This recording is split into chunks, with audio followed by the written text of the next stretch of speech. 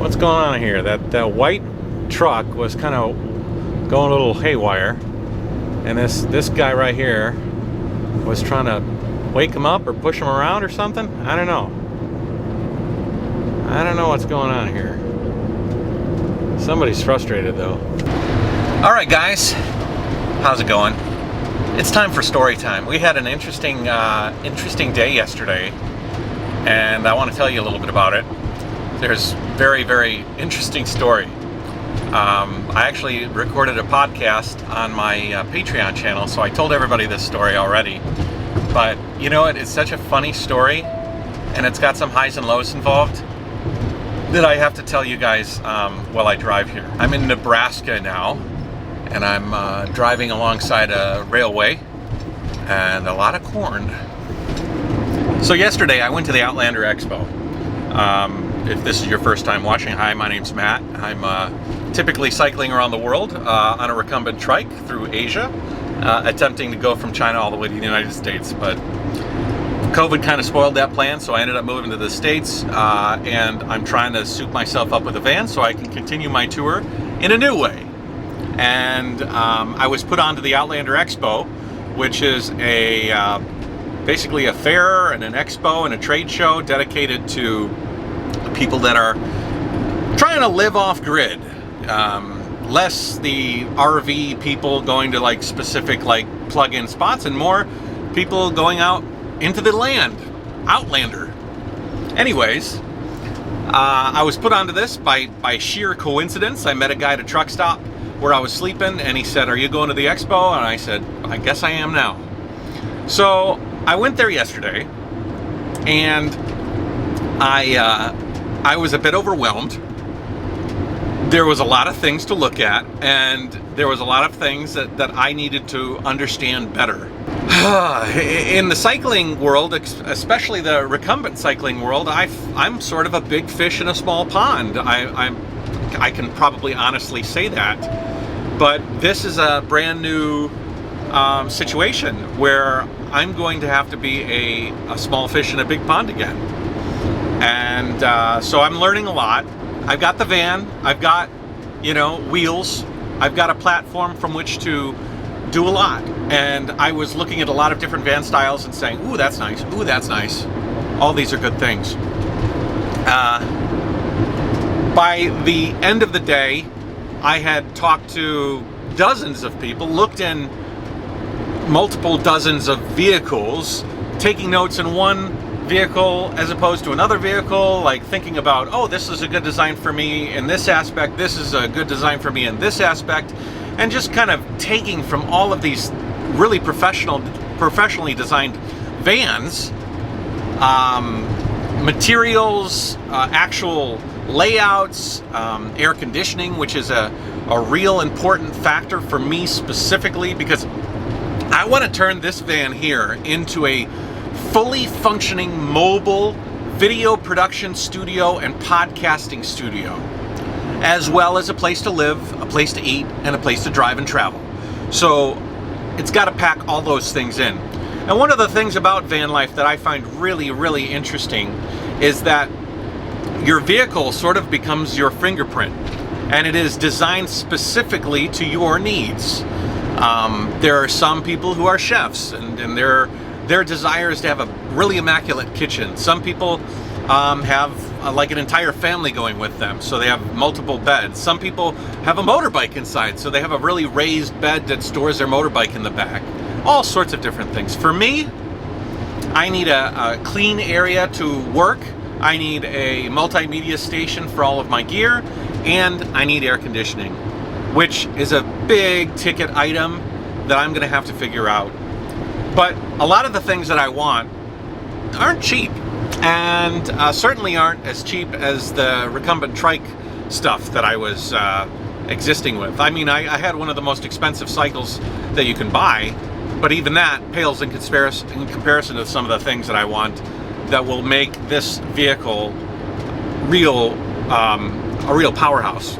The good thing, not funny, the good thing was that when I pitched my idea to people, even people who have been in the industry a long time, they responded indicating that the idea was original enough to where I should be able to make it a success. When I talked about podcasting from the back of the van in a very, very functional, beautiful podcasting space for high quality stuff, and I want to travel around the world, interview interesting people, travelers, van life people, cycling companies, all sorts of things, but I want to make the van ground zero.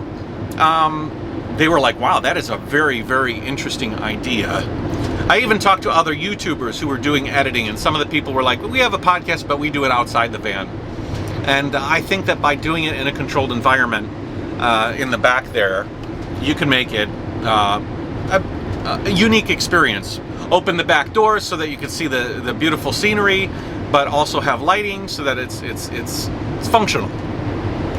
So I was getting good vibes, but also getting an understanding that if I want to gain sponsorships, and that was one of the goals to go, was to try to meet companies that might be interested in helping me get set up with my van, understanding that I might and will take this van, or at least through North and South America, over the next 5+ years.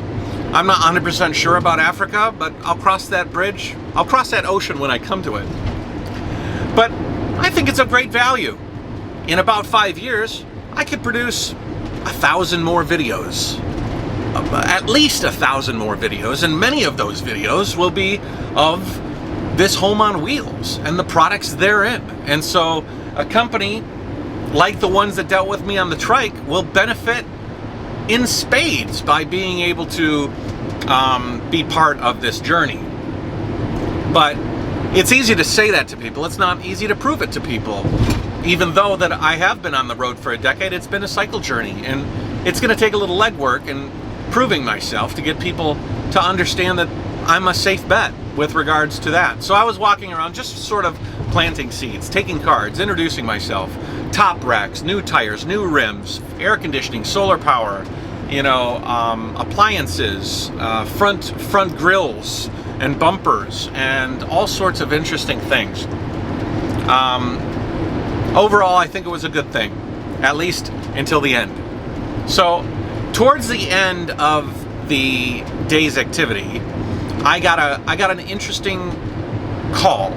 Before the call, I was talking to my friend Dean, the one I met at that truck stop, and he was doing a presentation. He had about 35 people out in chairs, all sitting around, listening to him talk about how to live sustainably off-road.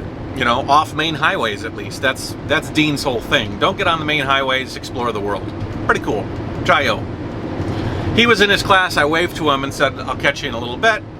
And then I walked around and I received a call.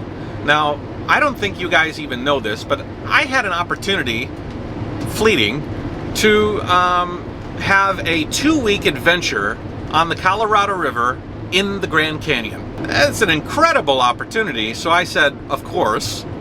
And so we started the wheels moving. Well, I got the call then at the trade show that said I was kicked off the team. I'm not going to get into the details, but maybe they didn't really like the idea of a YouTuber going on their quiet voyage, which is fine. But I had to make sure they understood that I would really like to make some videos on the tour, and that was kind of my mojo. And I think that I scared them a little bit. And they were like, yeah, we don't want that. You're uninvited. So I was a little bit bummed. And so I walked up to Dean. He finished his class. And he said, hey, Matt, you should do one of these. I asked him, how was his class? And he says, my class was great. What's amazing about these classes is that, 1, you get to camp inside the fairgrounds. 2, you get free ability to go to the event. 3, you get to earn credibility amongst the vendors and exhibitors, so you start to get to know people, shaking hands. And 1, 2, 3, ABC, was I going ABC? 1, 2, 3, 4, I think we're on 4. 4, you get to know your class.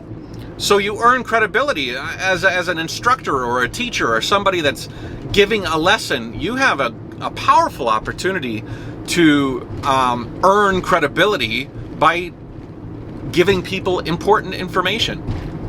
And I said, wow, that's a really cool thing, Dean. You must be really happy with it. He's like, I am. You should do it. I said, what do you mean? You should do one of these seminars. And I said, workshops. And I said, well, maybe next year. Yeah, when I'm riding the van for a while, I'd love to. That would be a great thing. He's like, no. You should do it now. He says, you know a lot of stuff that people might find valuable. You know about how to travel, and you know how to use social media as a means to generate an income. You've done it. You understand Asia and traveling around Asia, and you can tell people about the differences between traveling in Asia and traveling in China, in the United States. There's a whole lot of things that you could impart on a group of people that would be very, very valuable. He's like, I find you as a very, very interesting person, and I'm doing these classes. I think you'd have to do this class. So he said, you need to talk to Azure, who is the girl that is in charge of these activities at the event, and talk to her. And so I said, okay. He's like, afterwards there's a happy hour. Meet me at the happy hour and I'll introduce you. Oh, what a nice, thank you so much, Dean. That's a really, really nice of you. I waited until 5 o'clock and I went to the beer tent, had a beer in my hand, waited for my friend Dean to come over. Dean came over, I bought him a beer, and we just started chit-chatting. And then Azure came by, and she came by and said, Dean pulls her aside nicely and says, hey Azure, you really need to let this guy Matt do one of the seminars or one of the workshops. And she says, oh yeah, what's his story? And Dean was a salesman for me. He's like, this guy's been around the world, he's riding this trike, and he's coming here as building a van, and he's got all these kind of, I didn't even need to say anything. Thanks again, Dean. And so, so Azure turns to me and she's like, yeah, that sounds good. And I said, well, let me add a little bit. And I told her a little bit more, maybe some stuff that I hadn't talked to Dean about, but ideas for classes and things I've done. I've done TED Talks, and I've done kind of these spoken projects. And I was like, I could probably be a pretty valuable person to communicate some ideas to a interested audience. And she says, send me 2 ideas that you have for workshops. Also send me your bio. And she's giving me all the details. And then she said, we have a spotlight, like a spotlight, like, I don't know how many, but a certain amount of people get a spotlight and get their information put in, I think, the guide for the event that everybody gets. And like a person spotlight, like, this is Matt, this is what he's about. And I said, that would be fabulous. that would be fabulous. And she said, make 500 words for the big spotlight and 100 words for your descriptions of the workshops. Tell me what you're capable of. So I was really geeked about it. I ended up going to Dean and saying, thank you, man. He's like, get those out quick. So that's what I did. I produced 3 workshops. And what were they? Monetizing social media around the world for full-time travel was one. Another was traveling in Asia, like a guide to traveling in Asia and the countries I've been through. And what was the third one? The differences between traveling in America and traveling in China, I think that's what it was. Either way, those 3 interesting topics and a bite. She can choose which one she wants. I mean, I literally was like racking my brain like, okay, well, I got to do this. Let me figure out what I'm going to do.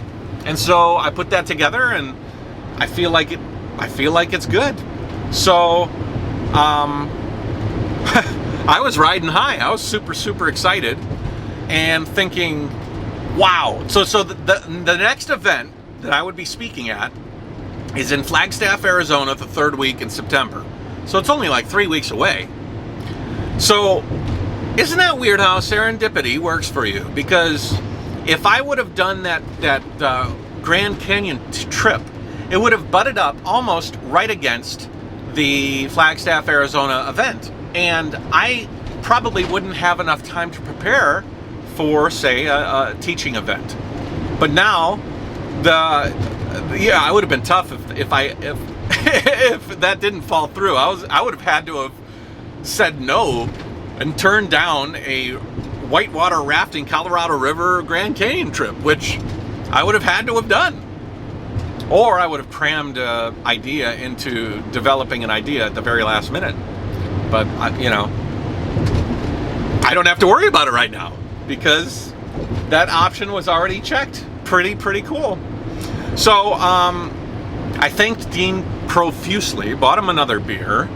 We walked around, we talked to a bunch of vendors, and I had intended to stay there for 3 days, but because I have to register this vehicle, and now that I have the opportunity to go to Flagstaff and be a contributing member of the Flagstaff show, which is larger than the one I went to. It's actually quite large, like 30,000 people.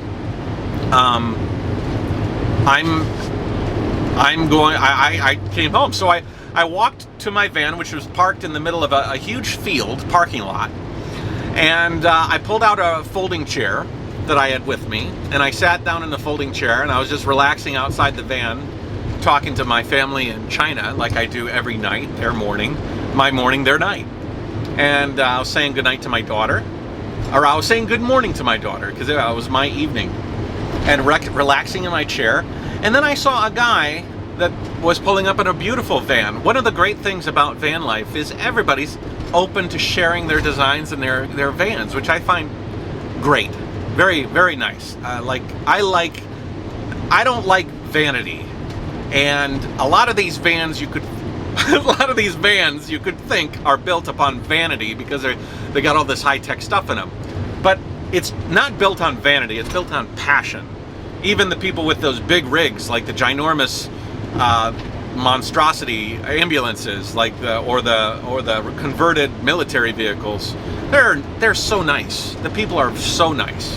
And so I walked over to this guy and I talked to him for a bit, and he showed me his van, and a really nice guy from India, and he had this really cool little dog named Light that was living in the van with him, and I spent a few minutes with him looking at his van, which was, man, if you're watching, Casey, that is a fantastic van you got there.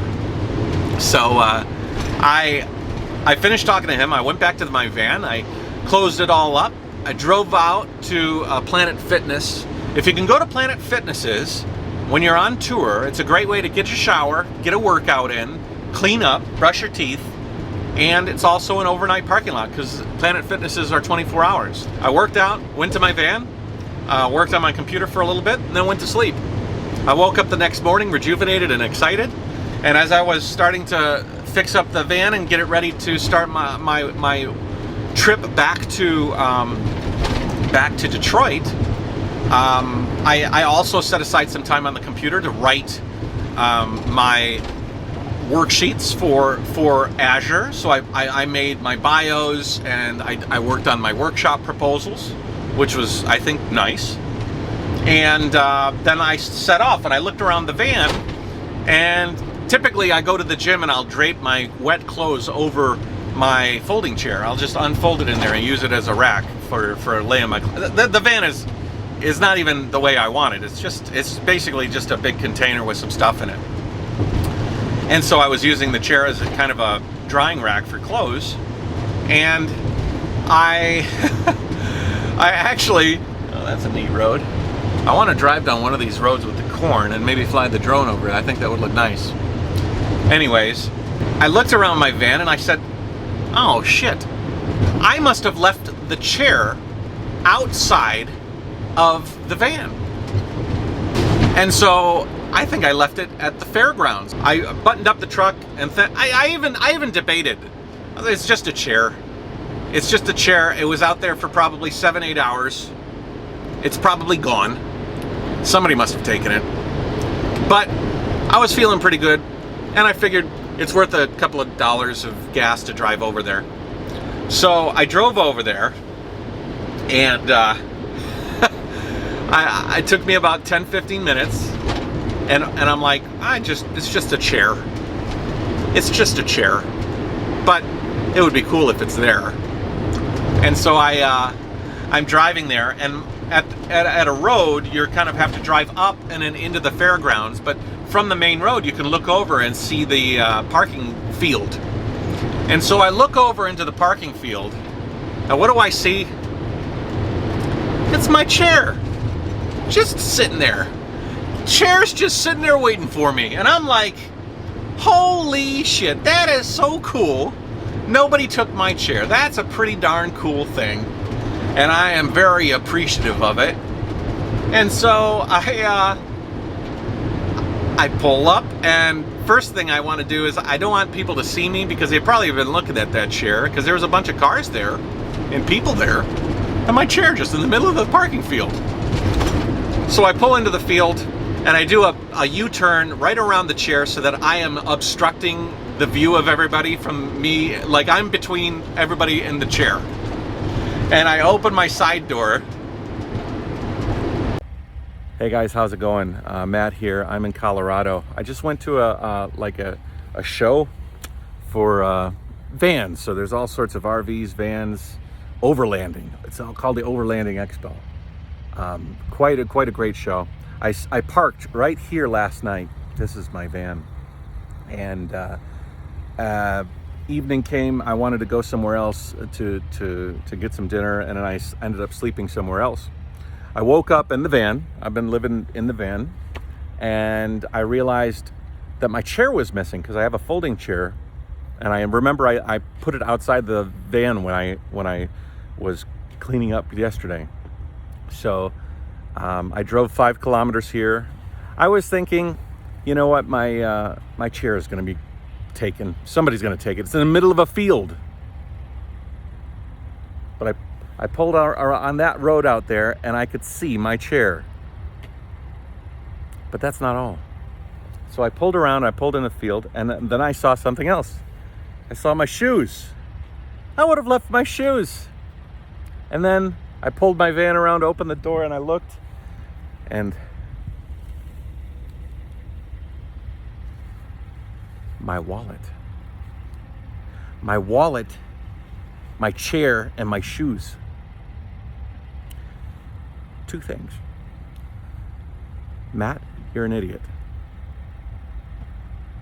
Understood. 2, Jayoe, America. This chair and everything was sitting out here, and no one thought, I'm going to take this thing, you know?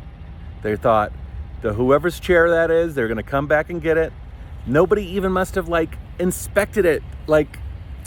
Oh my God, I just dodged a bullet, guys. That would have been a bad time. That would have been a bad time. Anyways, hope you're all doing well. So yeah, I dodged a bullet. I locked in an amazing opportunity that will allow me to go to Flagstaff and possibly secure some real relationships with regards to this van build.